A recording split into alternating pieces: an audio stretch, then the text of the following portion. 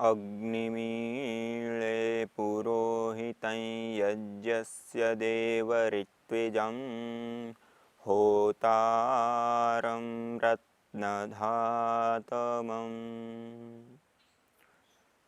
सर्वशक्ति परम पिता परमात्मा को प्रणाम करते हुए, उनको याद करते हुए और उसी परम पिता परमात्मा ने हमको जो ज्ञान दिया है उस ज्ञान से दीक्षित होते हुए, उस ज्ञान से अवगत होते हुए आइए इस वेदोपदेश में आगे बढ़ते हैं। और एक वेद में एक जगह पर कहा है, दीक्षाये तपसे अग्नये स्वाहा, मानी दीक्षा और तप की सिद्धि के लिए हम अग्नि में स्वाहापूर्वक आहुति देवे। अब यह वाक्य या यह जो मंत्र है उसको जब हम चिंतन मनन करते हैं, इसके ऊपर जब हम विचार करते हैं, तो हम जो यज्ञ करते हैं उस यज्ञ का और दीक्षा तप से, माने दीक्षा और तप से क्या इसका रिलेशन है। तो वैसे तो हमको जो यज्ञ है वो बहुत स्थूल क्रिया है जिसको हम हवन भी कहते हैं, लेकिन इसका एक बहुत बड़ा अर्थ दूसरा भी होता है, देव पूजा, संगतिकरण और दान। जहाँ पे ये तीन क्रियाएं संपन्न हो रही हो, विधिवत सही तरीके से चल रही हो, वह व्यक्ति भी या वह जगह पे भी वह यज्ञ हो रहा है। यज्ञ के अनेक रूप हैं, अर्थात जहाँ पे देव पूजा, संगतिकरण और दान जैसे आपको बताया, मानी जहाँ पे त्याग हो रहा है, जहाँ दूसरे की उन्नति के लिए भावनाएं हैं, जहाँ दूसरे की उन्नति के लिए कुछ सुविधाएं दी जाती हैं, दूसरों की उन्नति के लिए कुछ किया जाता है, दूसरे को कष्टों को दूर किया जाता है या स्वयं की उन्नति के लिए कुछ किया जाता है, तो वो सारी की सारी चीज यज्ञमय क्रिया कही जाएगी। और यज्ञ का मूल अर्थ यदि देखें तो देव पूजा, संगतिकरण और दान, एक त्याग की भावना, यही है यज्ञ। तो यहाँ पर जो ये यजुर्वेद में कहा गया कि दीक्षाये तपसे अग्नये स्वाहा, दीक्षा और तप की सिद्धि के लिए हम अग्नि में आहुति देवे स्वाहा पूर्वक। स्वाहा मानी त्याग की भावना, जो हमारे पास है उसको त्याग करें, हम अपने अहम को त्यागे या अपनी जो बुराइयां है उसको त्यागे। सुआह स्वाह, हम अपने आप को, अपने अहंकार को त्यागे। एक तो अर्थ ये होता है और दूसरा अर्थ होता है सुआह, जो सु मानी जो सुंदर है, अच्छाई है, जो दिव्यता है, भव्यता है, उसको धारण करे। तो ये दोनों अर्थ जो है उसको लेते हुए यहाँ पे कहा हुआ है। अर्थात यहाँ दीक्षा और तप, ये हम आध्यात्मिक जीवन में जब देखते हैं तो उस जीवन में हमको ये दो शब्द सुनाई देते हैं। और विशेष करके जो हमारी भारतीय शिक्षा प्रणाली जो पूर्व काल में हुआ करती थी, जैसे भगवान राम, भगवान कृष्ण या जो भी हमारे ऐसे पूर्वज महापुरुष हुए, उनके जीवन चरित्र को जब हम पढ़ते हैं, उसके जीवन को हम देखते हैं, तो उनके जीवन में वो एक उम्र तक अपने घर पे रहे। बेशक वो राजा के पुत्र थे, वो कुछ समय तक ही घर में रहे, लेकिन जब उसका विद्या अध्ययन का काल आया, ब्रह्मचर्य व्रत का काल आता है, तो उस विद्या अध्ययन के काल में उनकी दीक्षा होती है। और उस दीक्षा के बाद वो गुरु के पास जाते हैं, जो गुरुजन, जो ऋषि मुनि लोग वन में रहते हैं, और वहाँ पे अपनी गुरुकुल होती है जहाँ पे विद्या अध्ययन इत्यादि कराया जाता है। शारीरिक, मानसिक और बौद्धिक सभी प्रकार के तप कराए जाते हैं, सभी प्रकार की शक्तियों का अर्जन कराया जाता है। अर्थात गुरुकुल एक ऐसी पद्धति है कि वहाँ पर शारीरिक बल की भी उपासना कराई जाती है, अर्थात शारीरिक बल भी बढ़ाया जाता है। इसके साथ साथ मानसिक बल, भावनात्मक बल या इस प्रकार का बौद्धिक बल, जो भी हमारी जो मूल संपत्ति है, जो हमारे से कभी छिनने वाली संपत्ति नहीं है, ऐसी संपत्तियों को हमारे में डेवलप किया जाता है, हमारे में बढ़ाया जाता है, उसका अर्जन किया जाता है गुरुकुल में। बाकी जो संपत्ति होती है, बाकी चीजें होती है, वो तो आती जाती रहती है, लेकिन ये जो संपत्ति है वो संपत्ति स्थायी रहती है, कोई चुरा भी नहीं सकता इन संपत्तियों को। इसलिए ये जो संपत्ति है उसकी वृद्धि की जाती है जब ब्रह्मचर्य काल होता है, जब विद्या अध्ययन का काल होता है। इसलिए हम भगवान राम, कृष्ण, ये पहले की हमारी मूल शिक्षा पद्धति ही यही थी, लेकिन हमको व्यापक रूप से नहीं दिखाई देता। लेकिन जो उस समय में जो विशिष्ट लोग हो गए, तो उनका जीवन जो होता है वो अमर हो जाता है। कोई भी विशेष काम करके गुजर गए, जिन्होंने समाज के लिए, संसार के लिए एक अद्भुत कार्य किए हैं, तो वो समाज के लिए एक अमर हो जाते हैं। तो उनकी जो जीवनी होती है वो आज हमारे तक हजारों वर्ष के बाद भी पहुंच रही है। तो उसमें हमको मिलता है कि ऐसे ऐसे हमारी शिक्षा प्रणाली, शिक्षा व्यवस्था थी। और इससे अतिरिक्त भी जैसे मनुस्मृति इत्यादि ग्रंथों को देखते हैं, नीति शास्त्रों को देखते हैं, तो वहां पर भी शिक्षा व्यवस्था के बारे में बहुत सारा कुछ बताया गया है और बहुत सारा कहा गया।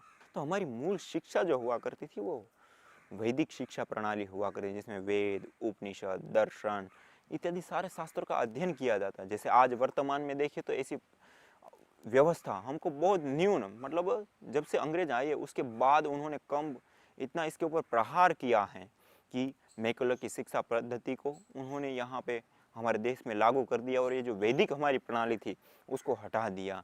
एक उनका एक वार था कि हम भारत की यदि परंपराओं को तोड़ना चाहते हैं, भारत की शक्ति को तोड़ना चाहते हैं, तो उसकी परंपराओं को तोड़ना पड़ेगा। और उसकी परंपराओं को तोड़ने के लिए पहली मूल होती है किसी भी देश की शिक्षा प्रणाली, जिससे उस व्यक्ति का निर्माण होता है, उसको ध्वस्त करते हैं। तो उसको ध्वस्त करने के लिए उन्होंने वैकल्पिक शिक्षा की प्रणाली चलाई और इसको हटाया। तो उसके कारण हमारा बहुत बड़ा ह्रास और बहुत बड़ी हमने हानि कर ली अपने देश की। लेकिन आज परम पूज्य योग ऋषि स्वामी रामदेव जी महाराज ने जो वैदिक गुरुकुलम, पतंजलि गुरुकुलम से नाम से जो अलग अलग प्रकल्प चालू की है, जिसमें फिर से वही जो भगवान राम, भगवान कृष्ण या जो हमारे पूर्वज ऋषि मुनि लोग जिन शास्त्रों को पढ़ा करते थे, जिस प्रणाली से पढ़ा करते थे और जिन शास्त्रों के दिव्य ज्ञान को देकर के और उस शास्त्र में जो ज्ञान दिया उसी के अनुसार जो आचरण करना और एक दिव्यता में जीना, वो जो शक्ति है, जैसे शारीरिक उन्नति, मानसिक उन्नति, आत्मिक उन्नति, भावनात्मक उन्नति, बौद्धिक उन्नति, ये सारी जो उन्नति है जो हमारे साथ अक्षुण्ण रहने वाली है और हमारा पूरा विकास करने वाली है और कोई इसको चुरा भी नहीं सकता है, ऐसी जो संपत्ति है, उन संपत्ति को बढ़ाने के लिए आज परम पूज्य स्वामी जी महाराज ने जो ध्वजा वैदिक गुरुकुलम या पतंजलि गुरुकुलम की डाली है, वो एक अद्भुत ही नींव है। और उसके माध्यम से फिर से हमारी जो भारत की प्रणाली है वो फिर से स्थापित होगी। जो भगवान राम, भगवान कृष्ण, इन लोगों ने गुरुकुल में रहकर के जिस शिक्षा को पढ़ा था वो हमारे आज के बच्चे फिर से पढ़ पाएंगे उसी शिक्षा को। तो उसके लिए जो उन्होंने ये नींव रखी है वो इस समय तो नींव है, लेकिन आगे भविष्य के लिए एक इतना बड़ा वट वृक्ष बन करके एक क्रांति उठेगी और एक इतनी बड़ी व्यवस्था में परिवर्तन आएगा कि हम कल्पना नहीं कर सकते। तो फिर से वो जब ज्ञान आएगा, फिर लोग उस ज्ञान से शिक्षित होंगे, तो फिर से हम उस प्रकार का जीवन जीने के लिए आतुर होंगे। होता ऐसा है कि हम जैसा दिखाते हैं, जैसे पढ़ाते हैं, जैसा जो चीज़ मोटिवेशन करते हैं, उसी प्रकार का व्यक्ति जीना चाहता है, देखना चाहता है। अभी वर्तमान स्कूल, कॉलेज इनकी स्थिति देखें तो लोग एक अलग दिशा में जा रहे हैं, भोग की ओर जा रहे हैं, विलासिता की ओर जा रहे हैं। और वो भोग, वो विलासिता लोगों को इतना कष्ट दे रही है, इतना दुख दे रही है कि हम कल्पना भी नहीं कर सकते। और देश ही नहीं, पूरी मानव जाति को एक ऐसी दिशा की ओर ले जाई जा रही है उस माध्यम से कि हम एक बहुत बड़े दुखालय की ओर जा रहे हैं। लेकिन हमारी जो ऋषियों की प्रणाली थी वो ऐसी प्रणाली थी कि वर्तमान में पढ़ते समय भी आप अर्जित करते हैं, इतना सुख शांतिपूर्वक जीते हुए, भोग और विलासिता से ऊपर उठते हैं। संयम में जीने की हमको शिक्षा दी जाती है कि संयम में सुख है, ना कि भोग में।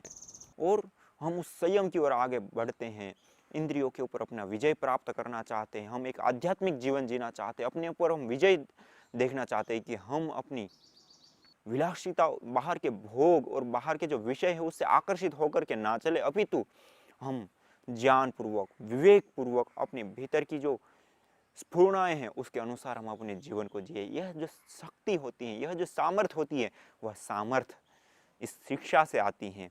तो वह जो शिक्षा है, उस शिक्षा को जब पढ़ाया जाता है तो वहां पे दो शब्द का प्रयोग होता है, दीक्षा और तप। दीक्षा वो चीज होती है जब हम गुरुकुल में जाते हैं, गुरु जो हमको पढ़ाते हैं या शास्त्र जो हमको पढ़ाते हैं, वह जो ज्ञान है वो हो जाता है शिक्षा।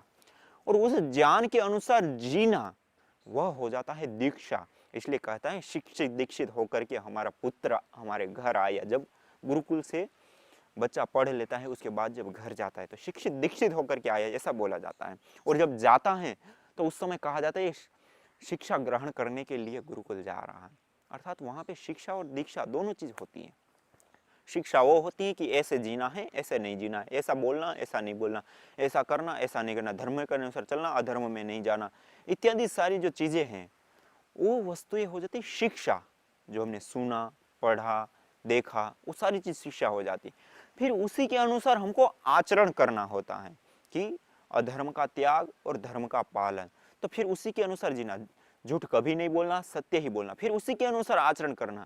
ये जो चीजें हैं वो वर्तमान मॉडल जो एजुकेशन शिक्षा है उसमें ये वस्तु नहीं है। वहां पे ये चीज सिखाई ही नहीं जाती। वहां पे तो एक आपको कोई स्किल सिखाई जाती है, वो स्किल सीख करके आप नौकरी कर सकते हैं, नौकरी करके पैसा कमा सकते हैं और आप अपना जीवन निर्वाह कर सकते हैं। लेकिन वहां पे ना तो भावनात्मक विकास होता है, ना विशेष रूप से बुद्धि का विकास होता है। बुद्धि का विकास उसको कहा जाता है कि जो सबके कल्याण के लिए, सबके विकास के लिए, सबके हित के लिए जो बुद्धि लगे।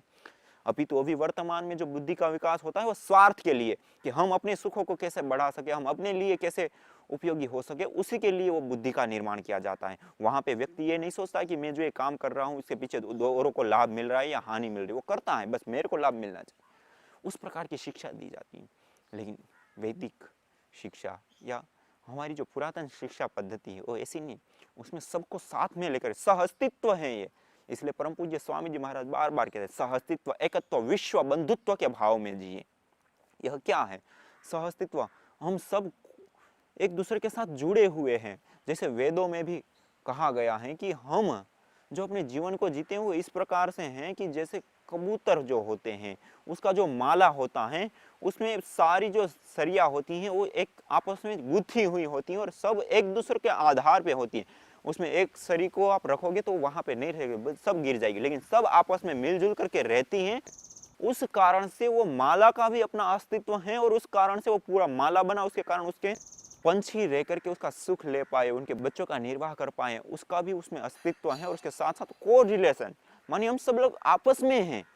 इसमें से यदि किसानों को, इस धरती पर जितने भी लोग हैं उसमें से किसानों को हम हटा दे, कोई नहीं जीवित रह सकता। अन्न कहाँ से लाएंगे, खाएंगे पिएंगे कहाँ?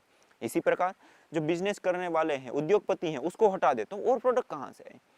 मानी जो हमारी पूर्व काल में हमारे शास्त्रों में जो वर्ण व्यवस्था थी, वो वर्ण व्यवस्था मनुष्यों को छांट करके नहीं की है, वर्ण व्यवस्था उनके कर्मों को छांट कर की गई है। जैसे ब्राह्मण, क्षत्रिय, वैश्य और शूद्र चार बताए। ब्राह्मण वो होते हैं जो बुद्धि से काम करते हैं, निर्णय लेते हैं, डिसीजन देते हैं, सही दिशा समाज की तय करते हैं, वो सारे ब्राह्मण होते हैं। क्षत्रिय, क्षत्रिय वो होते हैं कि जो सारा राष्ट्र है, समाज है, उसमें जो नीति अंदरूनी होती है, जो उसके ऊपर शासन करने की एक शक्ति होती है कि बुराइयों को रोकना और अच्छाइयों को बरकरार रखना। जो भी ऐसी जो दुष्ट काम करने वाले उसको दंड देना, जो अच्छा काम करते हैं उसको प्रोत्साहन देना, वो जो नीतियां होती हैं, उन नीतियों के ऊपर शासन करने वाले जो होते हैं वो क्षत्रिय होते हैं। मानी बुराइयों को हटाने के लिए लड़ने वाले और अच्छाइयों को रखने वाले, लाने वाले, वो होते हैं क्षत्रिय। ब्राह्मण, क्षत्रिय, वैश्य, वैश्य वो लोग होते हैं जो सारी चीजों का उत्पादन करके, प्रोडक्शन करके उपलब्ध कराते हैं। जैसे किसान है वो उत्पादन करते हैं, वो वैश्य कहलाते हैं। इसी प्रकार से जो भी व्यापारीकरण हम देखें तमाम प्रकार का, वो सारे वैश्य हैं। मानी वो उत्पादन करके पहुंचाते हैं।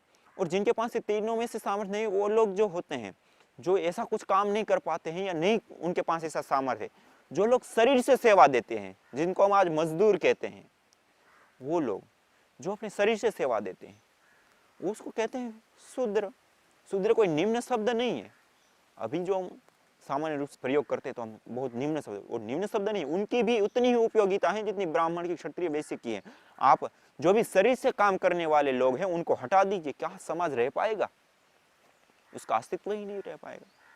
तो इसलिए सबकी पूरकता है, लेकिन उनके कर्मों के अनुसार एक कैटेगरी बनाई गई है।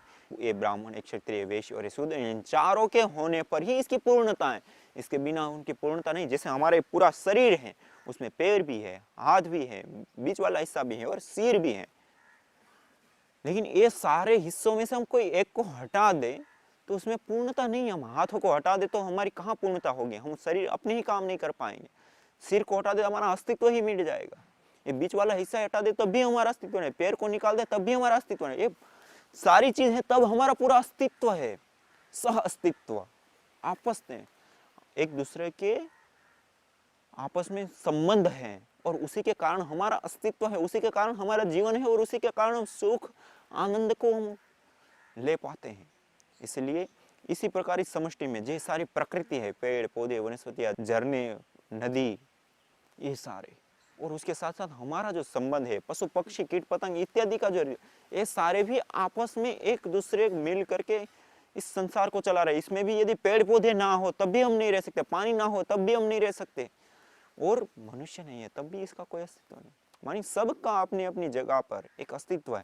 हम कहते हैं कि जहरीले जो सांप, बिच्छू इत्यादि होते हैं, उसको भी जब हम इस वातावरण में रहते हैं उसमें उनकी भी आवश्यकता है। उसको भी यदि हम हटा दें तो वो लोग जो सांस ले रहे हैं, उस सांस के माध्यम से इस वायु में जो जहरीले तत्व होते हैं उसको ग्रहण करते हैं और इस वायु को शुद्ध रखने में बहुत बड़ी भूमिका निभाते हैं। लेकिन उनको भी यदि इस धरती से हटा दे तो इस धरती पर इतना जहर वायु में फैल जाएगा कि उसको हम जब सांस के माध्यम से लेंगे वैसे ही मर जाएंगे बिना मारे ही किसी के। तो उनका भी अपना अस्तित्व है, वो भी हमारे जीवन को देने के लिए बहुत उपयोगी होते हैं, जो बिच्छू, सांप इत्यादि जो जहरीले होते हैं। इसलिए हम सब आपस में जुड़ करके जो रहते हैं वो को रिलेशन या सह अस्तित्व जिसको कहते हैं, वो हम सबका एक बहुत ही बड़ा अस्तित्व का हिस्सा है। इसलिए मैं मूल रूप से कहना चाह रहा था कि हम जो यज्ञीय भावना है, वो यज्ञीय भावना एक त्याग की भावना है, आपस में मिलकर के रहने की भावना है और एक दूसरे के लिए देने की भावना है। और ये जो दीक्षा और तप की जहाँ बात आई, वहाँ पर जो मैंने शिक्षा व्यवस्था की बात की, तो शिक्षा व्यवस्था में ये सारी चीज़ हमको सिखाई जाती हैं कि इस प्रकार से रहना, इस प्रकार से हमको चलना, इस प्रकार से हमको आचरण करना है।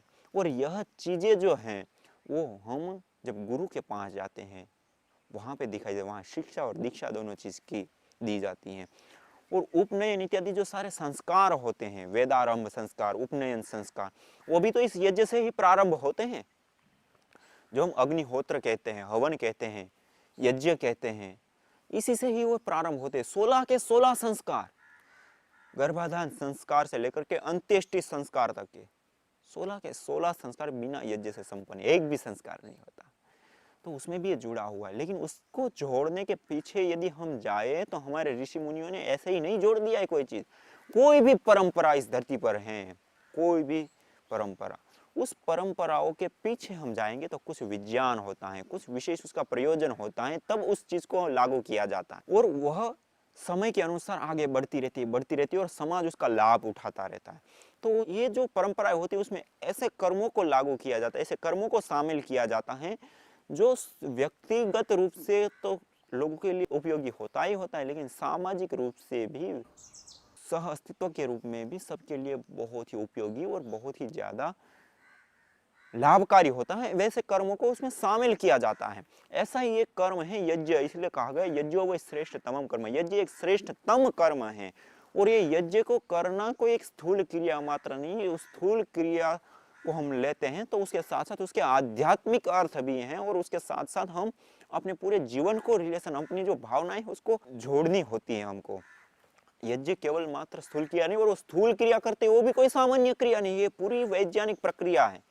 उस वैज्ञानिक प्रक्रिया में हम जो भी मैटर, जो भी सामग्री, घृत इत्यादि जो स्थूल पदार्थ उसमें डालते हैं वो भी अति सूक्ष्म होकर के एनर्जी के रूप में वो कन्वर्ट हो जाते हैं, वो नष्ट नहीं होते।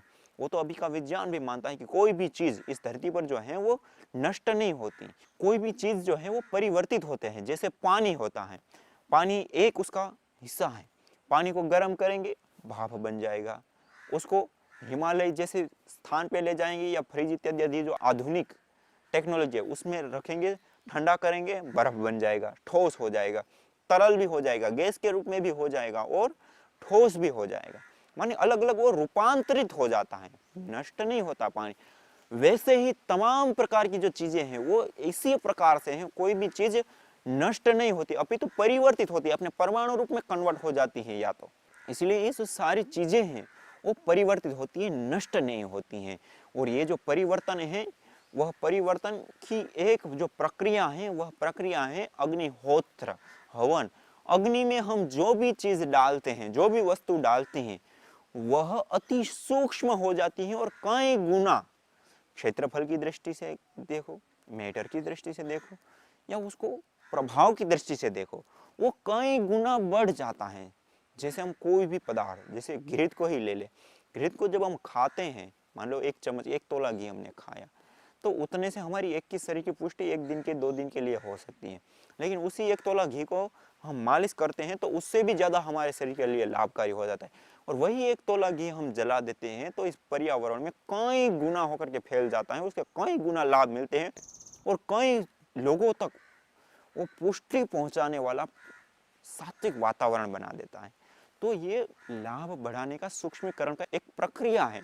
इसलिए जो सूक्ष्मीकरण की प्रक्रिया है वो प्रक्रिया है यज्ञ। यज्ञ में हमें जो भी मैटर इत्यादि डालते हैं वो अति सूक्ष्म हो जाता है, एनर्जी रूप में परिवर्तित हो जाता है। और वह जो एनर्जी है उसी से ही तो ये सारी चीज संचालित होती है, एनर्जी से ही तो ये सारी चीज उपयोग में आती हैं। तो वह एनर्जी को बढ़ाना या एनर्जी के रूप में पदार्थ को कन्वर्ट करने की कोई क्षमता या कोई पद्धति है तो वह है यज्ञ। तो ये यज्ञ को हम अपनाएं, इस यज्ञ के साथ जुड़े, और ये पूरा विज्ञान है और इसलिए हमारी परंपराओं में जुड़ा है। और जो शिक्षा और दीक्षा की बात की, वो हम जब यज्ञ हवन करते हैं तो उससे हमारे अंदर इतनी सात्विकता, जैसे मैंने आपको पहले भी बताया, हमारे भीतर की सात्विकता बढ़ती है। जब सात्विकता बढ़ती है तो हमने जैसा जाना है, जैसा हमारे बुद्धि में ज्ञान है, उसी के अनुसार हम जिएंगे, इधर उधर नहीं जिएंगे। और जब राजसिकता तामसिकता में होंगे तो इधर उधर अवश्य जाएंगे, क्योंकि राजसिकता तामसिका है ही वो चीज। इसलिए श्री भगवत गीता का भी मैंने आपको पहले उल्लेख करके बताया था, उसमें भी उन्होंने कहा कि मनुष्य पाप में क्यों जबरदस्ती प्रवृत्त हो रहा है। तो वहां पे भगवान श्री कृष्ण जी ने कहा कि वो रजोगुण तमोगुण से प्रवृत्त हो रहा है, वो महापापात्मा है, वो महान पाप में प्रवृत्त कराने वाला है। तो उससे हम छूटना चाहते हैं तो यज्ञ के साथ जुड़े। इसलिए यहाँ यजुर्वेद में दीक्षा यही तप से अग्नये स्वाहा, दीक्षा और तप की सिद्धि के लिए हम अग्नि में स्वाहा पूर्वक आहुति दे। तो हम आइए सात्विकता में जीने के लिए, जैसा जानते हैं, जैसा हमारे पास ज्ञान है उसी के अनुसार जीने के लिए जो शक्ति है उस शक्ति को अर्जन करने के लिए यज्ञ को अपनाएं, अग्निहोत्र को अपनाएं और अपने जीवन को यज्ञीय बनाए, दिव्य बनाए, भव्य बनाए। तो आज इतना ही। इसी के साथ ओम शांति शांति शांति।